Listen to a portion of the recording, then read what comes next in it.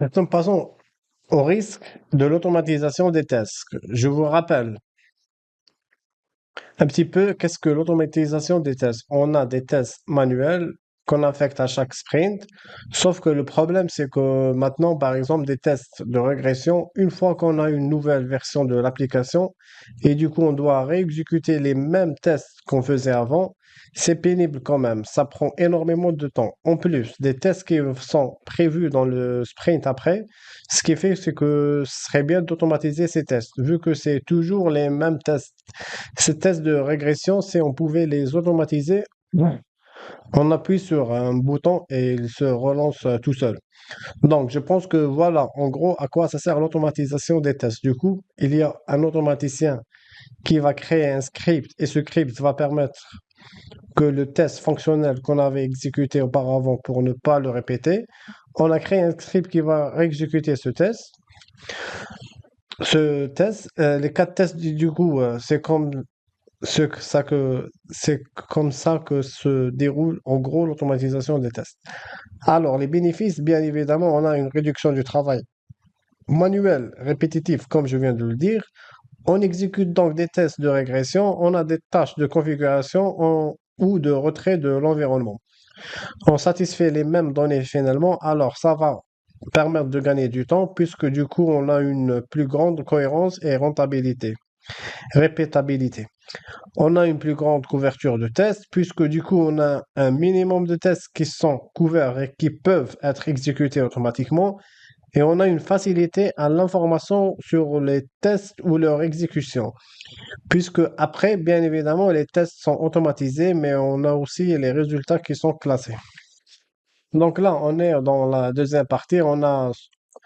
On a aussi des attentes irréalistes qui sont placées dans les outils. Par exemple, on aimerait que 100% des cas de tests soient automatisés et joués. Je peux vous dire que moi, jusqu'à aujourd'hui, j'ai jamais vu ça. Maintenant, il peut y avoir des projets où dès le début, ils ne font pas de manuel. Ils font 100% automatisé. J'ai déjà vu ça, mais après, je ne sais pas ce que ça donne. Du coup, on peut avoir d'autres attentes irréalistes. On peut aussi sous-estimer le temps, les coûts, les efforts nécessaires pour introduire initialement l'outil. Pour obtenir des bénéfices significatifs, on continue pour maintenir aussi les acquis qui ont été générés par l'outil, etc. Tout ça, finalement, c'est des attentes irréalistes. Toujours dans l'automatisation des tests, on peut avoir aussi une confiance excessive dans l'outil.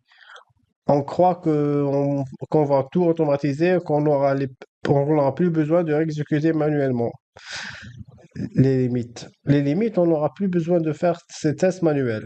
Que ça va être rapide à écrire le script, que ce script qui s'exécute de tests automatisés, il y a toujours des résultats positifs et ne détecte jamais d'anomalies. C'est pas comme ça que ça se passe ensuite. On peut avoir une négligence du contrôle de version des éléments de test dans l'outil.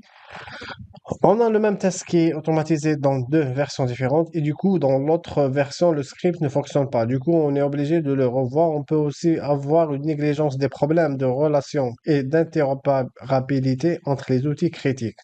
On peut aussi avoir des risques de faillite du fournisseur de l'outil. Bon, jusqu'à présent, on utilise tel outil pour automatiser les tests. Le fournisseur de cet outil a fermé la porte et a fait faillite. Du coup, c'est l'arrêt de l'activité. Du coup, il a retiré l'outil et il a même vendu l'outil à un autre fournisseur. Comment on va se débrouiller?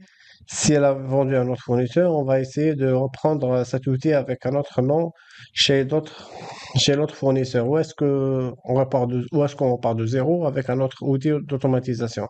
Ça, c'est des questions qui se posent aussi. Et c'est aussi des questions qu'on peut anticiper dans la stratégie de test notamment. On peut aussi avoir un support médiocre pour les mises à niveau et les corrections d'anomalies. On peut avoir une interruption du projet et du logiciel open source, c'est-à-dire qu'on était sur un projet, on utilisait tel logiciel et du coup, au lendemain, il est plus open source et on ne sait pas où il est. Là, on pose la question comment on va réagir. Enfin, il peut y avoir aussi une nouvelle plateforme ou technologie qui peut ne pas être prise en charge par l'outil. Donc voilà. Je ne sais pas. Je vais vous dire une bêtise. On avait l'habitude d'automatiser avec tel outil qui permettait d'exécuter des tests sur tel navigateur. La nouvelle plateforme ou la nouvelle technologie ne prend pas en charge certains navigateurs. Ben, du coup, il faut se poser la question comment faire. Là, je fais une synthèse des trois méthodes d'automatisation avec leurs avantages et leurs inconvénients. On commence par la méthode qui s'appelle Capture Replay. L'avantage, c'est que c'est rapide. Par contre, l'inconvénient, c'est que les scripts sont sensibles au changement d'IHM. L'IHM, c'est l'interface homme-machine. C'est ce que voit l'utilisateur.